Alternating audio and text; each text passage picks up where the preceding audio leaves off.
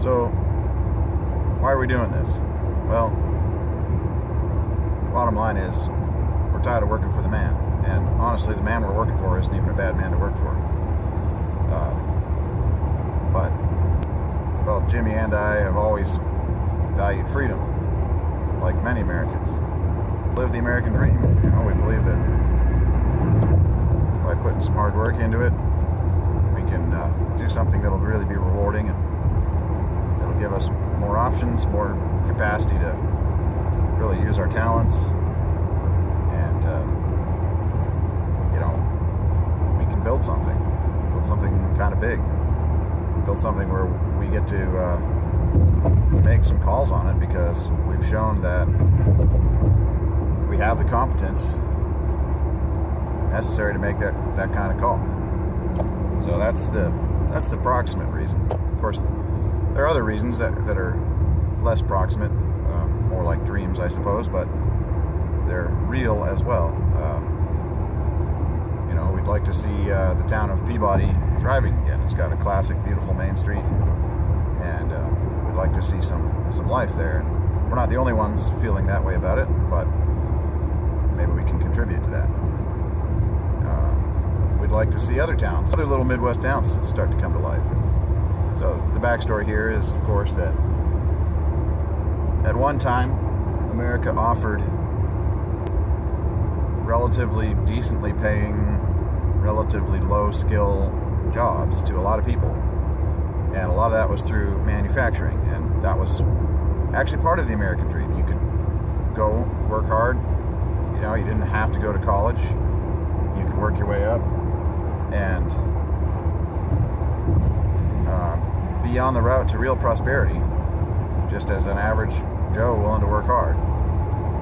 Unfortunately, that's more difficult now, because we've shipped a lot of that sort of entry-level job overseas, because you can pay $2 a day or whatever to somebody in India or Pakistan or wherever. I don't know the exact numbers, but I know it's cheap. Of course, certainly China. And, some of these countries are just up and coming. They're just trying to make it. So people are willing to work for not very much. And the American dollar goes a long way over there. But many of them, it's not simply that they're just innocently developing. There are other problems, like government tyranny and corruption, things that are holding people down. And of course, most of us Westerners have no idea how sending our money and work over to these places is contributing to the situation of the people at the bottom, the people in need. Maybe to some extent it helps them, I don't know. But presumably, a lot of this just strengthens the people that are already in power. If I buy a bunch of stuff from China, am I helping, poor young Chinese mothers and fathers to feed their families, or am I just lining the pockets of CCP elites who have these people in near slave labor conditions through all sorts of tyrannical means? I don't really know for sure. I suspect it's some of both, but it makes me uneasy, and I don't think I'm the only person who feels that way. So,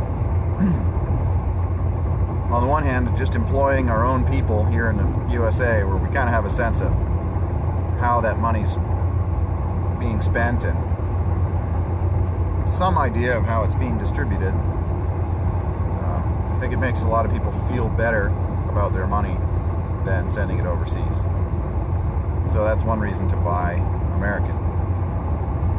Another, of course, is simply quality. I think Chinese goods have gotten better in the last 10, 15 years. I can recall when they were really pretty bad, and they've gotten better. But by and large, I think American goods are just still better, and the goods that we're going to make are going to be better. But last but not least, and back to the idea of the American dream, it's important for a strong America. Capitalism unfettered capitalism will go wherever the wages are cheapest, and a lot of jobs have done that. But there is, even for fairly traditional capitalists, there's some role for patriotism, for tariffs, for doing things necessary to ensure that free trade occurs within one's own nation, but that there are actually some checks on trade with foreign nations. This makes sense because if you believe in your country, which I do, and I think many of us do believe in America still, even with all the problems we have as a nation, we still have fundamentally a founding on the greatest principles a nation has ever been founded on. And a strong America is a good thing. And so back to that idea of upward mobility, people need jobs that they can take on just unskilled regular jobs that they can earn a living for their family, and they can maybe work their way up from there. And the small town Midwest USA used to have a lot of these jobs, and a lot of them were manufacturing jobs. Of course, looking back 60 years or more, a lot of them were farm jobs too, and a lot of those are gone. But a lot of them were also manufacturing, and most of those are gone. And this is a problem because these little small town USA is dying, and it's because there's nothing to do out there. And there's a lot of good people out here who have a lot to offer to our country, who are neglected and hurting. And if we could strengthen small town USA, I think we could strengthen the USA, period. Now, we still exist in capitalism, of course, and we're not necessarily about to see giant tariffs that make all this manufacturing just force it to come back. So why are we thinking that we can restore this manufacturing right now? Well, the big reason is automation. In the last 30 years or so, there's just been a tremendous increase in automation. I remember my dad had a friend when I was a kid who was like this engineering genius, and he was building robots, and one day he gave us all a bunch of old stuff that he had, and it just looked like rocket science to me. He had all these obscure wiring and parts, and you had to go find manuals for things and stuff, and I had no idea how to hook any of it up. I wanted to, but I couldn't. That's really not the way that the situation is now. There's nearly endless support stuff online. A lot of stuff is a lot more user-friendly. There's all kinds of parts from lots of different suppliers. There's a lot of ways that the software, of course, is developing all the time. So this whole world has gotten a lot easier. And we're technical guys. My partner and I both have done a lot of programming and engineering and whatnot, and so maybe we're at the front of that curve, but we really think that this stuff is going to become accessible to lots of people, almost everybody, and partly, hopefully, because of the kind of resources that we're going to help put out. We want to put out some documentary videos, and we want to help people pop up their own little businesses. Our long-term goal is to revive small town USA, help revive small town USA anyway, and to do it by enabling people to escape work for the man the same way we want to. We don't want to create some giant megacorp that we rule from the top like totalitarian dictators. We want to give people as much autonomy and freedom as we possibly can, to give people the resources to pursue dreams that they have.